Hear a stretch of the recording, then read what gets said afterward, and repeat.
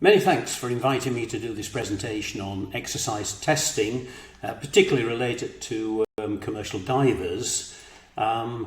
Most of this will be in MA1 in terms of direction using the chest-to-step test and other alternative methods. But what I want to do is really just talk through a little bit about the history of VO2 Max, just to let you know what sort of standards we're expecting from commercial divers.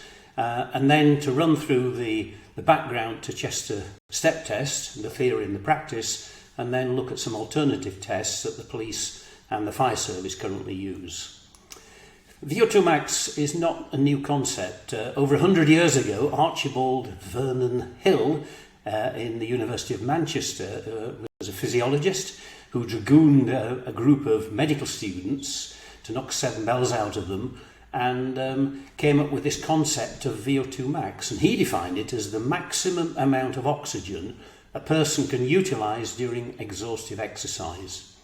And the units are litres of oxygen per minute, or more commonly now, millilitres of oxygen per kilogram per minute. In the 1950s, work physiology and exercise physiology moved on apace with these well-known Scandinavian exercise physiologists, Saltin, Per-Olof Östrand and Karvonen. Karvonen, some of you may recall being heart rate reserve, the method of calculating the target heart rates during exercise. And Östrand, of course, his textbook of work physiology is still on reading lists today. The interesting bit about these guys is that they were the first to look at VO2 max in various workplaces. So they were looking particularly at forest workers, firefighters doing forestry firefighting work, of dockers and agricultural workers, to get some feel of how fit in terms of cardiovascular fitness these workers had to be. These days we can measure VO2 max much more robustly and accurately with the sort of equipment that you can see here. This is some work we did with the police recently, looking at VO2 max levels and the expected standards we'd need from these two individuals who were in specialist firearms unit. So they had to be very, very fit for that type of job. The guy on the right was doing the 15-metre multi-stage shuttle run test, and we were just interested in the oxygen cost of that test in terms of its validity. Just to give you an idea of what the norms are for aerobic capacity, then I've highlighted the excellent. So if you look through the top row on the left, from male groups 60, 55, 50, 46, 44 and 40, that would be the top drawer scores for men in that age group who would be in the top 20% of their fitness group. So the norms I've put together there, you can see in the bottom right, are in 20th percentile norms. So if you score an excellent, you're an A, in all language, so to speak. A B would be good. Average would be a C, and that's 60 to 40%. Below average is below 40%.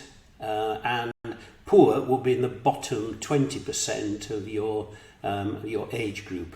For females there, across the right-hand box, females you can see are lower. So for a female in excellent shape, at 15 to 19, she would have to achieve 55 mils as opposed to 60 mils for the men. And then this goes down with age. So by the time a lady is in her 50s, 41 mils of oxygen would put her in the top 20% for her age group and gender. In terms of commercial divers, we know the standard that you folks work to is 45 mils of oxygen. So how good is 45? What sort of shape does a diver need to be in?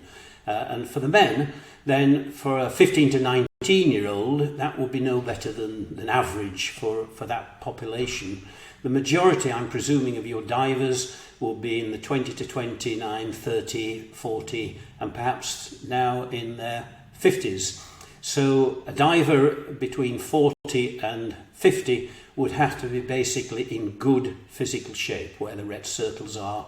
The top, a B, if you like, the top 40% of their group.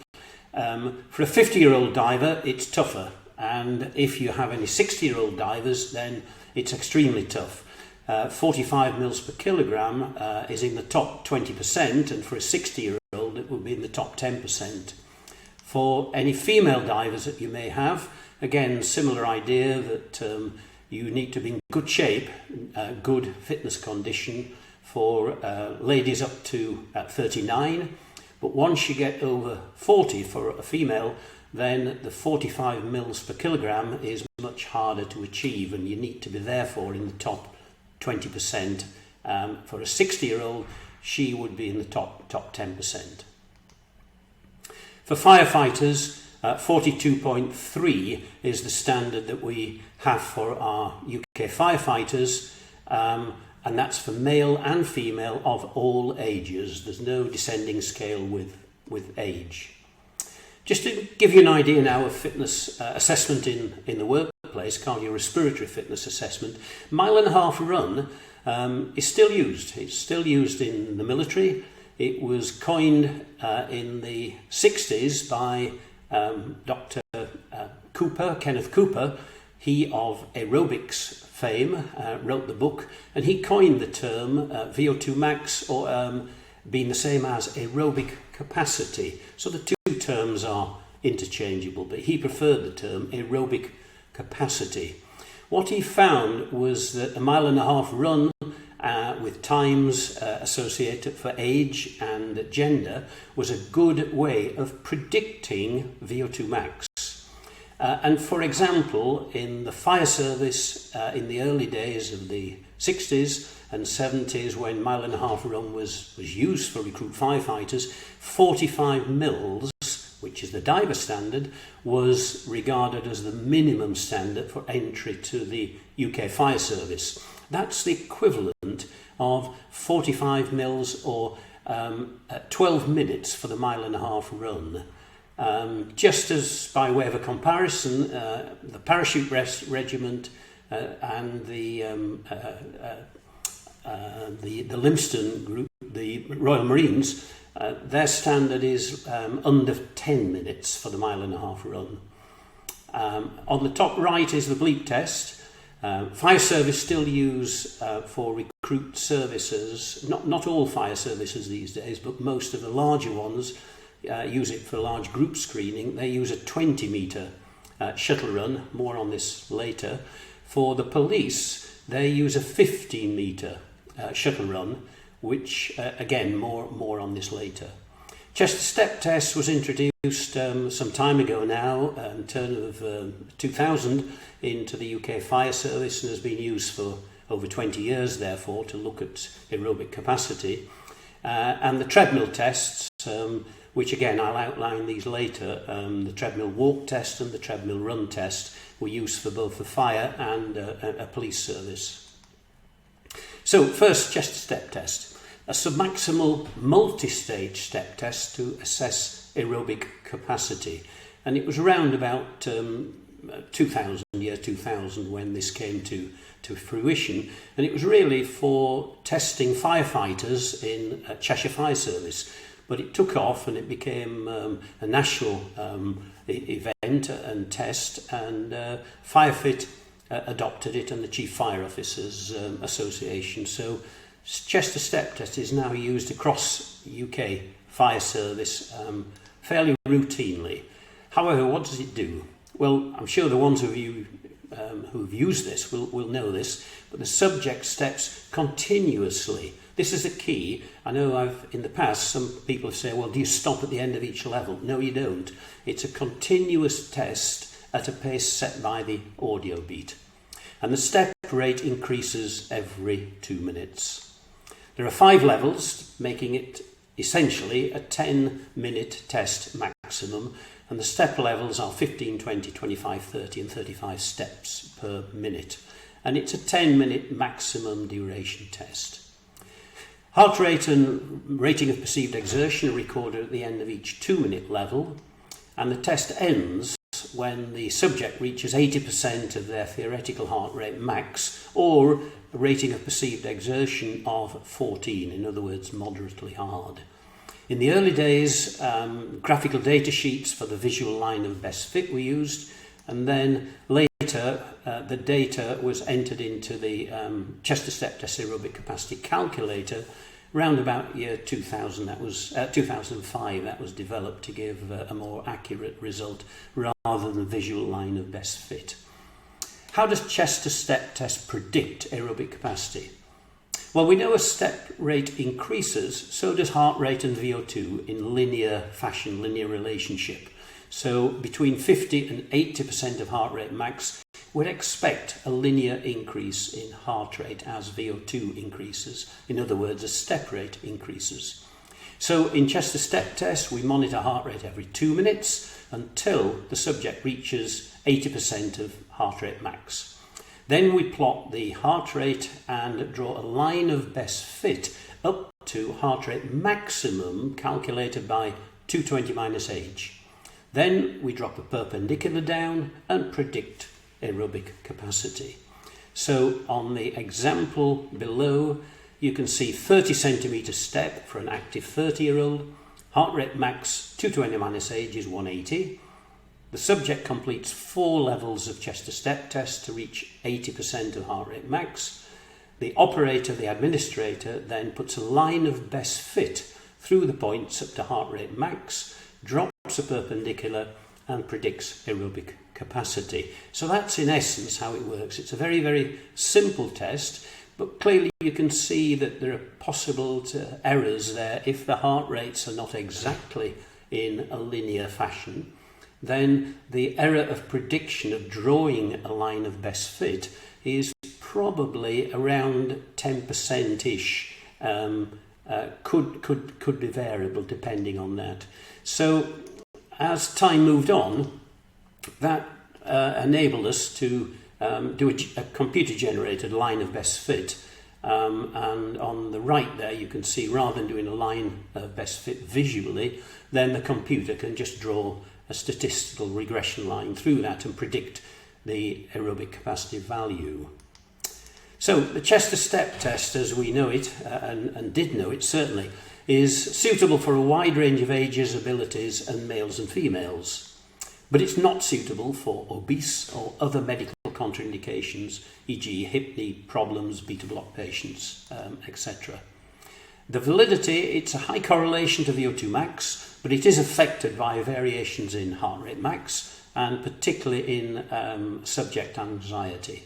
And it's round about 10 to 15% accurate, so it's not an exact measure, rather it is an estimate of aerobic capacity.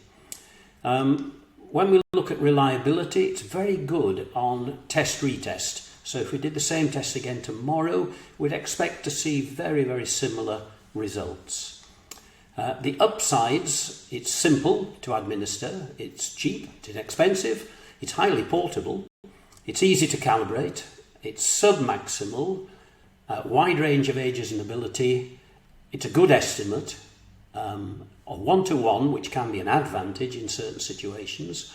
It's visual feedback for the subject. He or she can see what's happening as their heart rate increases.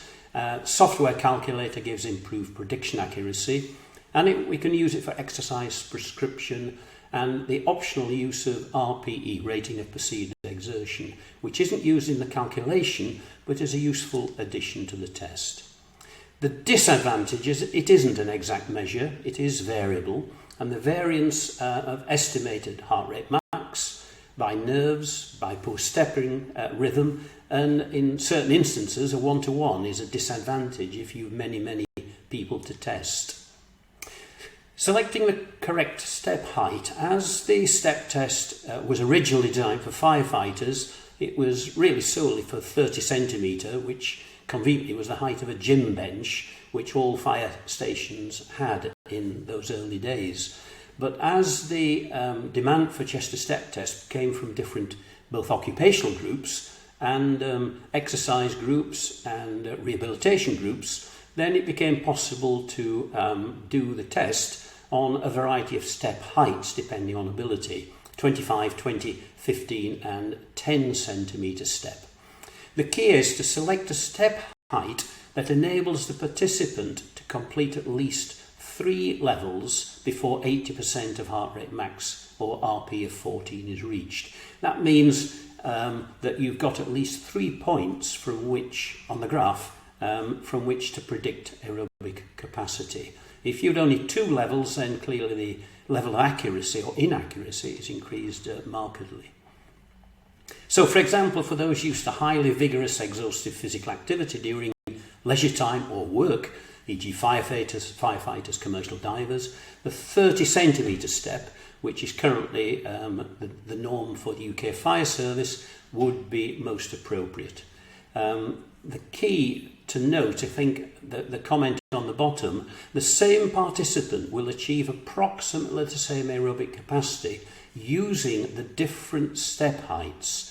So you could repeat the step on 30 and 25 and get approximately the same answer, providing around 80% of heart rate max is reached. Clearly, if the step height is too low, then to have a fit individual stepping at 10 centimetres, their heart rate wouldn't be raised sufficiently to get anything like an accurate prediction. So there are general guidelines for in the handbook and the manual for which step height to select.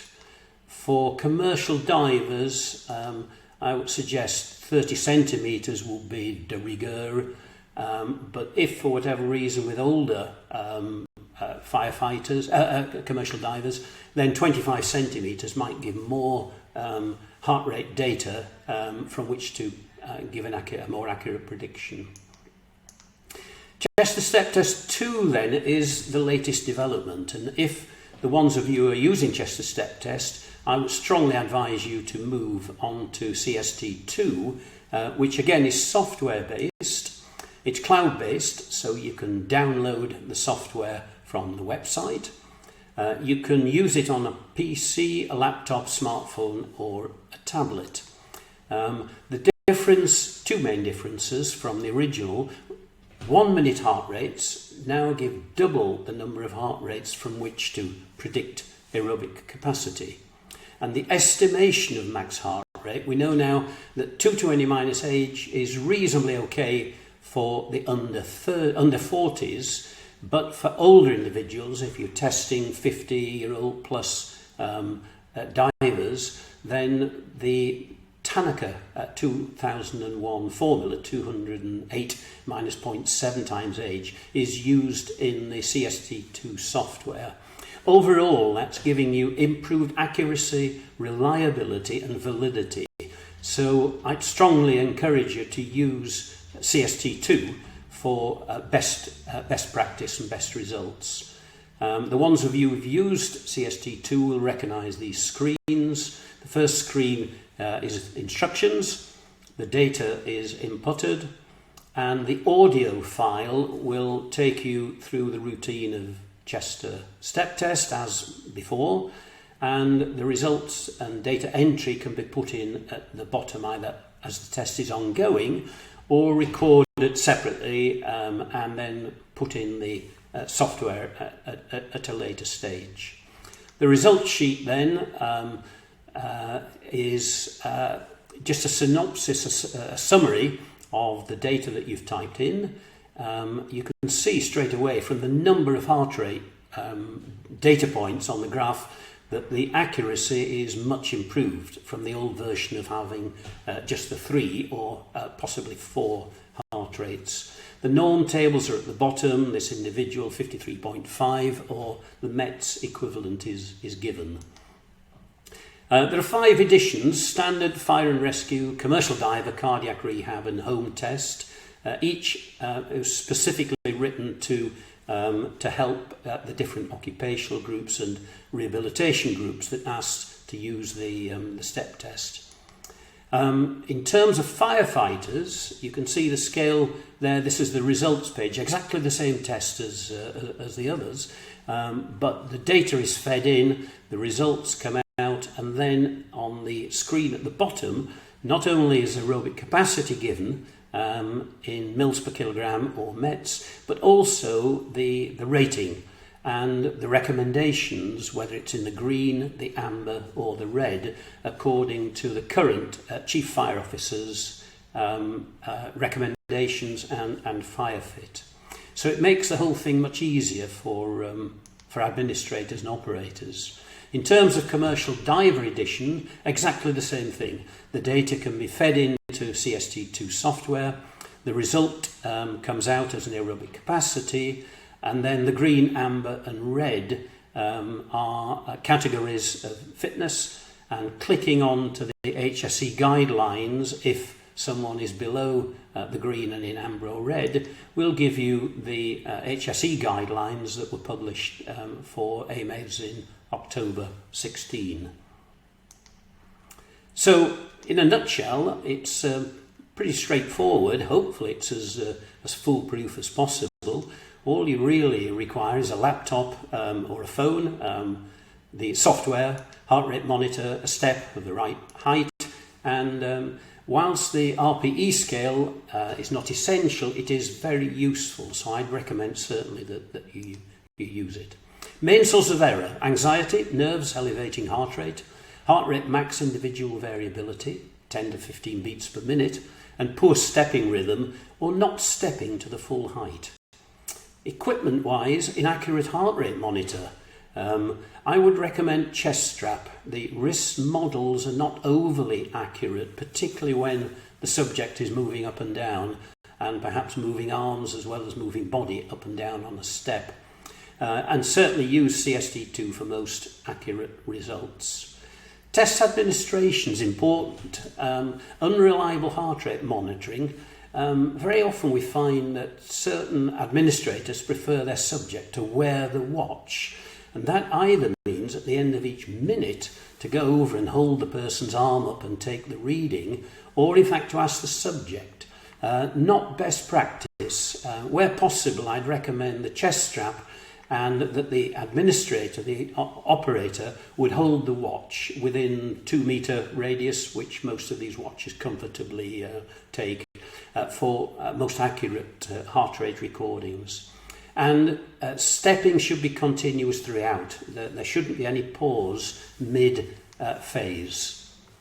Okay, just to give you a comparison of what other occupational groups are doing, here's the selection of firefighter fitness tests that I was invited to help put together in 2009 with the FireFit working group and the National Fire Chiefs Council.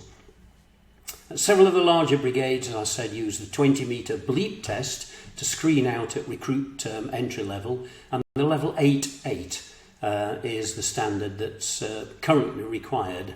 Chest-to-step test tends to be used more not for recruit purposes, but rather more for in-service testing. Firefighters now are encouraged to test annually, so chest-to-step test being portable and easy to operate tends to be, again, well preferred by a large number of brigades, particularly the rural brigades where the tester might have to go out on station. Following the FireFit meeting in 2008-ish, I suggested that in addition to the bleep and the chest-to-step test, that maybe a performance test on a treadmill. All fire stations have treadmills, so it's fairly straightforward for a firefighter to practice and check their level. So the 12-minute chest-to-treadmill test was designed, and that became, or is now, very, very popular, and probably more brigades across the UK now, maybe 50-50, 60-40, now prefer the 12-minute chest-to-treadmill test, more of which a little later. There is a role-based fireground test as well that some fire brigades use, and that was developed by Bath University. And as a last resort, then there's always the laboratory lab VO2 measure. And the standard for all firefighters, irrespective of age and gender, is 42.3 mils per kilogram. The Chester Treadmill test, CTT, it's a 12-minute performance walk test. So, fairly simply, the subject gets on the treadmill, obviously told all the precautions about pre-health check and what have you. For some, it could be a maximum test, but for most, it should be relatively straightforward. So the treadmill is set at 6.2 kilometers per hour. It starts off on the level 0%, and then every 2 minutes, the gradient goes up by 3%. 3, 6, 9, 12, 15, and if the subject can do 12 minutes, then he or she would have achieved at least 42.3 mils. So that would be a pass. Very straightforward to use, no heart rate monitoring required. It's a performance test, and it's something that firefighters can practice either in their downtime or in station gymnasia. No medical contraindications, suitable warm-up. Every 2 minutes increase the gradient, and the test is complete after 12 minutes. However, the test should be stopped if the subject is showing signs of distress and exhaustion, or RP of 18, and a cool down. So very popular tests. In terms of commercial divers, not quite hard enough. 42.3 is not at the level of 45 mils per kilogram. Just again, by way of comparison, police officer aerobic fitness assessment, this is some research we did a few years ago, but the job-related fitness test for police is now a 15-metre shuttle run, not 20, because in the 1990s, the Met asked Loughborough, because of shortage of 20-metre facilities to conduct the test, they asked the Loughborough if they could come up with a shortened version. So this 15-metre shuttle run was researched and presented. And for operational warranted police officers, minimum level is level 5-4, which is about 3.5 minutes of shuttle running, and that's the equivalent of 35 mils per kilogram. And the way forces are asked and are presently encouraged to do it in England and Wales is before personal safety training, which occurs annually for warranted officers, then the shuttle run would be conducted to make sure that all people doing PST training are at the required minimum level. However, because of the number of injuries that were being caused when this was introduced in 2014, I was invited to look for an alternative test and see if I could modify the fire service test that would be appropriate for police to use. So 2 tests that I came up with. One was the Chester Police Treadmill walk test. Sorry about the long words. I couldn't really. The police wanted police in, they wanted treadmill, and they wanted walk in the title. So that's what we came up with. And the walk test goes from 35 to 41 mils, depending on specialist groups. So it's all groups up to authorised firearms officers. The treadmill run test then is something that may be of interest to assessment of commercial divers, and that's for the top rank of Armed Response Vehicle, ARV officers, and the SWAT team, the Dynamic Intervention AFOs, at 51 mils. Quickly through the walk test, this is similar to the Fire Service Chester Treadmill test, but slightly slower. It's at 6 kilometres per hour. And after 5 levels, or 10 minutes, then the subject will have achieved the 35 mils required for PST training. The test is a 6 level or 12-minute test, and that's because of the specialist groups slightly higher than 35 mils. So in a nutshell, for all warranted officers, the minimum standard of fitness is either level 5-4 on the 50-metre shuttle run, or 10 minutes on the Chester Treadmill Police Walk test, and both would give an estimated aerobic capacity of 35. Just briefly for the specialist groups, then you can see that Marine Police, 10 minutes on the left-hand column, the target time. The dog handlers, 10 minutes 20. The police cyclists, 10:20. Air support, 10:40. And the Marine Police, 11:40. The firearms, the authorised firearms, need to do the whole 12-minute test to give an aerobic capacity of 41 mils, and that's the equivalent of level 7-6. In terms of who does what on within the police service, if an officer would prefer, for whatever reason, largely medical reasons, to do the treadmill test rather than the shuttle run test, which he or she may be not best suited to, then that would be medical. They'd have to go to Occy Health to have a good valid reason for doing the treadmill test. For example, in Greater Manchester Police, round about 10 to 15% of their officers would do the treadmill test annually, rather than the job-related fitness 15-metre shuttle run. So the protocol at each level is fairly straightforward to deduce. However, this is a test that the next one, the police run test, is probably something more of interest for commercial divers. This is a run test, so the speed of the treadmill now is 10.4 kilometres per hour, and at level 4, which is 8 minutes, the gradient is 5%, and the oxygen cost is 46 mils, which within the error margins is well within the 45 range. So in other words, for a police officer who can manage 8 minutes, he or she would have an aerobic capacity of at least 46 mils. Now, quite interestingly on this, one of the fire services, Mersey Fire Service, has decided that for recruit applicants, 42.3 is too low. And they're going for 45, and they're opting for this Chester Treadmill Police run test, the 8-minute run test, to see whether young recruits can achieve that level, which will give them at least 45, 46 mils. For the DIAFOs, that's the top level, the SWAT team, then the gradient goes up to 8%. This is tough. And the oxygen cost would be 51 mils. So the target times for the ARVs, it's an 8-minute test, aerobic capacity 46, recommended shuttle level 9.4.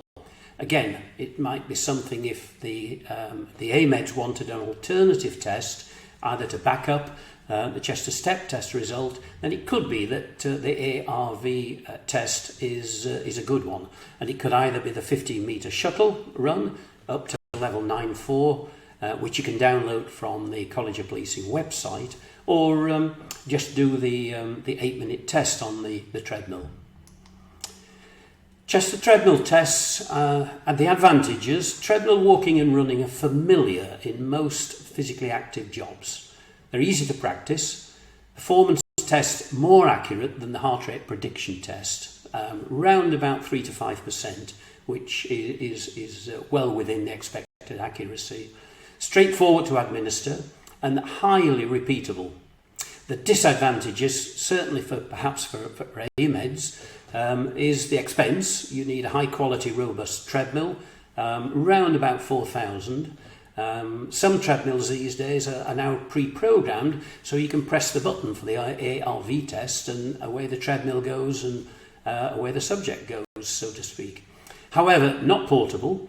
Accessibility, if you're doing tests in clinic, then you may not have the necessarily a treadmill readily available. And of course it needs annual calibration. These treadmills do go off, and if the treadmill is being used for training as well as for testing, then you need to be quite careful. It needs to be annually calibrated so that the speeds and the gradients are as you're expecting. So I think in summary, Chester Step Test 2 would be the preferred option. I think I would suggest. It's portable, it's easy to operate, it's readily available, etc, etc. However, an alternative test could be the 8-minute Chester Treadmill Police run test, and the protocol is on the earlier slides, or you could download it from College of Policing websites.